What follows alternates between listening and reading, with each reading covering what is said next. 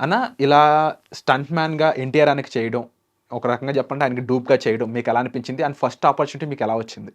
నేను 'ఆచార్య' మూవీ చేస్తున్నా రామ్ చరణ్‌కి. రామ్ చరణ్ ఫ్రెండ్ చేస్తున్నా. అదే షూట్‌లో ఉండే నేను. ఆ షూట్‌లో ఉన్న టైంలో ఒక కాస్టింగ్ డైరెక్టర్ వచ్చారు అక్కడికి. అక్కడ క్యాస్ట్ చేసి వాళ్ళని. సో, అతను అడిగారు నన్ను, "రాజమౌళి టీమ్ నీ గురించి వెయిట్ చేస్తుంది. ఒక 1 మంత్ నుంచి నీ గురించి చూస్తున్నారు.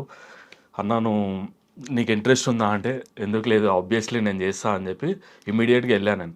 వాళ్ళు 1 వీక్‌లోను యాక్చువల్‌గా ఎన్టీఆర్ అన్న ఆ టైంలో ఇది 'మీలో ఎవరు కోటీశ్వరుడు' మన తెలుగులో జరుగుతుండే కదా! అవునవును. అది చేస్తున్నాడు. సో, ఆయనవి కూడా డేట్స్ లేవో మరి లేదా ప్యాచప్ వర్కో తెలీదు.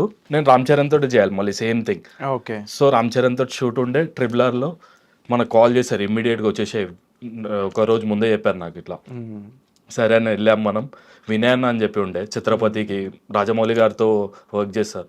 అన్న చాలా మంచిగా రిసీవ్ చేసుకున్నాడు మనల్ని. వెళ్ళాం షూట్‌కి.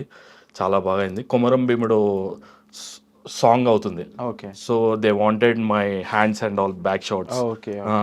రామ్ చరణ్ ఆహ్, కొడతాడు కదా! కొమరం అవునవును. భీముడు ఫైట్‌లో సాంగ్‌లో. Interval fight. ఆ! హ్మ్. సో, అక్కడ కొట్టే టైంలో నేనుంటా. హ్మ్.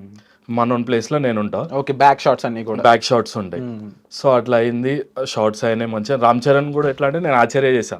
మళ్ళీ హి వాస్ లైక్ షాకింగ్ అనమాట.